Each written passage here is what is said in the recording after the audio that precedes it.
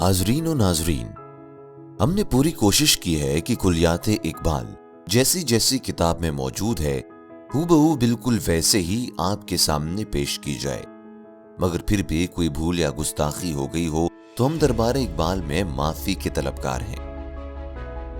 جیسے کہ سبھی کو پتا ہے، حضرت علامہ اقبال رحمۃ اللہ علیہ کی شاعری بہت ہی گہری ہے۔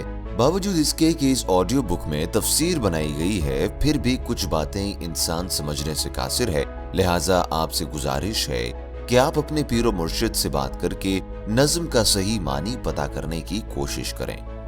اللہ ہم سب کو اپنے حبیب صلی اللہ علیہ وآلہ وسلم کے صدقے صحیح علم حاصل کرنے کی توفیق عطا کرے اور کلمہ طیبہ کو دل کے ہر گوشے میں اتار دے، آمین۔ اعوذ باللہ من الشیطان الرجیم، بسم اللہ الرحمن الرحیم۔ اللہم صلی علی سیدنا و مولانا محمد وعلی آل سیدنا و مولانا محمد وبارک وسلم۔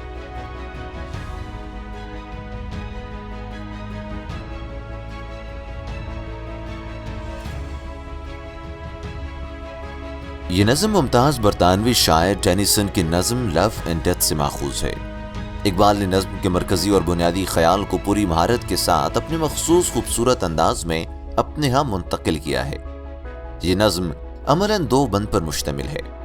پہلے بند میں اقبال نے آغاز کائنات کے حوالے سے مختلف عناصر کی صورتحال کو پیش کیا ہے، جبکہ دوسرے بند میں عشق اور موت کے مابین جو مراحل ہیں ان کا تذکرہ کیا ہے۔ ملاحظہ ہو۔ عشق اور موت۔ سہانی نمود جہاں کی گھڑی تھی، تبسم فشاں زندگی کی کلی تھی۔ کہیں مہر کو تاج زر مل رہا تھا، عطا چاند کو چاندنی ہو رہی تھی۔ سیاہ پیرہن شام کو دے رہے تھے، ستاروں کو تعلیم تابندگی تھی۔ کہیں شاخ ہستی کو لگتے تھے پتے، کہیں زندگی کی کلی پھوٹتی تھی۔ فرشتے سکھاتے تھے شبنم کو رونا، ہنسی گل کو پہلے پہل آ رہی تھی۔ عطا درد ہوتا تھا شاعر کے دل کو، خودی تشنہ کامیں میں بے خودی تھی۔ اٹھی اول اول گھٹا کالی کالی، کوئی حور چوٹی کو کھولے کھڑی تھی۔ زمین کو تھا دعویٰ کہ میں آسماں ہوں، مکاں کہہ رہا تھا کہ میں لا مکاں ہوں۔ پہلا بند۔ معنی: تبسم فشاں، مسکراتی ہوئی۔ تشنا کام، پیاسی۔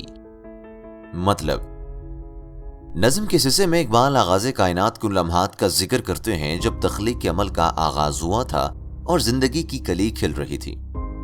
ان لمحات میں خالق لم یزل کی جانب سے کہیں آفتاب کو کائنات پر دھوپ اور روشنی بکھیرنے کی صلاحیت ملی تھی اور کہیں مہتاب کو چاندنی پھیلانے کی قوت عطا ہو رہی تھی۔ شام کے وقت کو سیاہ لباس فراہم کیا جا رہا تھا، جبکہ ستاروں کو چمک کا تحفہ دیا جا رہا تھا۔ کرۂ ارض پر زندگی اور تخلیق کے جذبوں سے نوازا جا رہا تھا۔ ان لمحات میں فرشتے شبنم کو آنسو بہانے کی تربیت دے رہے تھے اور کہیں پہلی بار کلی چٹک کر پھول کے لبوں کو خندازن کر رہی تھی۔ شاعر کے دل میں درد کی لذت بھی اس لمحے فراہم کی گئی اور خودی کو بھی بے خودی کے جذبے سے مسحور کیا جا رہا تھا۔ پہاڑوں کو چوٹیوں پر پہلی بار کالی کالی گھٹاؤں کی اس طرح آمد ہوئی کہ ایسا لگتا تھا جیسے کوئی حور اپنے گھنیرے بال کھولے ہوئے کھڑی ہے۔ غرض اس قدر یہ نظارہ تھا پیارا کہ نظارگی ہو سراپا نظارہ۔ ملک آزماتے تھے پرواز اپنی، جبینوں سے نور ازل آشکارا۔ فرشتہ تھا ایک عشق تھا نام جس کا، کہ تھی رہبری اس کی سب کا سہارا۔ فرشتہ کہ پتلا تھا بے تابیوں کا، ملک کا ملک اور پارے کا پارا۔ پے سیر فردوس کو جا رہا تھا، قضا سے ملا راہ میں وہ قضارا۔ یہ پوچھا تیرا نام کیا، کام کیا ہے، نہیں آنکھ کو دید تیری گوارا۔ ہوا سن کے گویا قضا کا فرشتہ، اجل ہوں میرا کام ہے آشکارا. اڑاتی ہوں میں رخت ہستی کے پرزے، بجھاتی ہوں میں زندگی کا شرارہ. میری آنکھ میں جادوئے نیستی ہے، پیام فنا ہے اسی کا اشارہ. مگر ایک ہستی ہے دنیا میں ایسی، وہ آتش ہے میں سامنے اس کے پارا. شرر بن کے رہتی ہے انسان کے دل میں، وہ ہے نور مطلق کی آنکھوں کا تارا.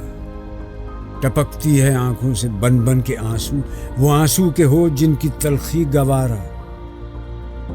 سنی عشق نے گفتگو جب قضا کی، ہنسی اس کے لب پر ہوئی آشکارا.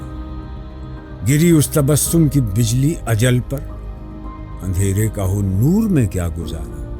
بقا کو جو دیکھا فنا ہو گئی، وہ قضا تھی شکار قضا ہو گئی. دوسرا بند. معنی: نظارگی، دیکھنا یا نظارہ کرنا. قذارہ، اتفاق سے. مطلب: آغاز کائنات کے لمحات بقول اقبال اس قدر خوبصورت اور نظر فریب تھے کہ یہ مناظر سراپا ایک دیکھنے کی چیز بنے ہوئے تھے. ان لمحات میں آسمانوں پر فرشتے بھی اس قدر مسرور تھے کہ چاروں جانب اس طرح رواں دواں تھے جیسے اپنی قوت پرواز کی آزمائش کر رہے ہوں. ان کی پیشانیوں سے نور ازل آشکار ہو رہا تھا. ان میں ایک فرشتہ عشق کے جذبے کا بھی تھا جو دوسرے فرشتوں کی رہنمائی کیا کرتا تھا. اس فرشتے میں اس اضطراب کا عنصر اس طرح نمایاں تھا جیسے اس کے وجود میں پارا متحرک ہو. عشق کا یہ فرشتہ جنت کی سیر کو جا رہا تھا کہ اچانک اسے راستے میں موت کا فرشتہ یعنی ملک الموت مل گیا. عشق کے فرشتے نے اس سے استفسار کیا، بتاؤ تو صحیح، تو کون ہے اور تیرا کام کیا ہے؟ تجھے دیکھ کر مجھے کچھ ناگوار سی کیفیت محسوس ہو رہی ہے. اس مرحلے پر ملک الموت نے جواباً کہا، حیرت ہے کہ تو میری ذات سے واقف نہیں. میں ہی تو وہ ہوں جو ہر زندہ شے کو فنا کے گھاٹ اتارنے پر قادر ہوں. میں ہی زندگی کے پرزے اڑاتی ہوں اور اسے ہمیشہ کے لیے موت کی نیند سلا دیتی ہوں. میری آنکھوں میں وہ جادو ہے جو وجود کو عدم وجود سے آشنا کرتا ہے اور جس کا پیغام فنا ہے. مگر ایک ہستی ایسی بھی ہے جو اس دنیا میں آگ کی مانند ہے اور حقیقت یہ ہے کہ میں اس کے مقابلے میں پارے کی حیثیت رکھتا ہوں. یہ ہستی قلب انسان میں ایک شعلے کی مانند پوشیدہ رہتی ہے اور سچ تو یہ ہے کہ وہی خدائے لم یزل کی آنکھوں کا تارا ہے. مراد یہ کہ خداوند عالم اسے بہت عزیز رکھتا ہے. یہی ہستی یعنی عشق انسان کے دل میں معزن رہتا ہے اور اس کا وجود اس کے لیے تلخ ہونے کے باوجود ایک خوشگوار حیثیت رکھتا ہے. عشق کے فرشتے نے جب ملک الموت کی گفتگو سنی تو اس کے لبوں پر مسکراہٹ نمودار ہو گئی اور اس کا یہی تبسم بجلی بن کر موت کے فرشتے پر گرا. اس لیے کہ روشنی کے روبرو تاریکی کا وجود باقی نہیں رہتا. عشق تو زندگی کا مظہر ہے. ظاہر ہے موت اس کے روبرو کیسے ٹھہر سکتی تھی. عشق اور موت. سہانی نمود جہاں کی گھڑی تھی، تبسم فشاں زندگی کی کلی تھی. کہیں مہر کو تاج زر مل رہا تھا، عطا چاند کو چاندنی ہو رہی تھی. سیاہ پیرہن شام کو دے رہے تھے، ستاروں کو تعلیم تابندگی تھی. کہیں شاخ ہستی کو لگتے تھے پتے، کہیں زندگی کی کلی پھوٹتی تھی. فرشتے سکھاتے تھے شبنم کو رونا، ہنسی گل کو پہلے پہل آ رہی تھی. عطا درد ہوتا تھا شاعر کے دل کو، خودی تشنہ کامیں میں بے خودی تھی. اٹھی اول اول گھٹا کالی کالی، کوئی حور چوٹی کو کھولے کھڑی تھی. زمین کو تھا دعویٰ کہ میں آسماں ہوں، مکاں کہہ رہا تھا کہ میں لا مکاں ہوں. غرض اس قدر یہ نظارہ تھا پیارا کہ نظارگی ہو سراپا نظارہ. ملک آزماتے تھے پرواز اپنی، جبینوں سے نور ازل آشکارا. فرشتہ تھا ایک عشق تھا نام جس کا، کہ تھی رہبری اس کی سب کا سہارا. فرشتہ کہ پتلا تھا بےتابیوں کا، ملک کا ملک اور پارے کا پارا. پے سیر فردوس کو جا رہا تھا، قضا سے ملا راہ میں وہ قضارا. یہ پوچھا تیرا نام کیا، کام کیا ہے، نہیں آنکھ کو دید تیری گوارا.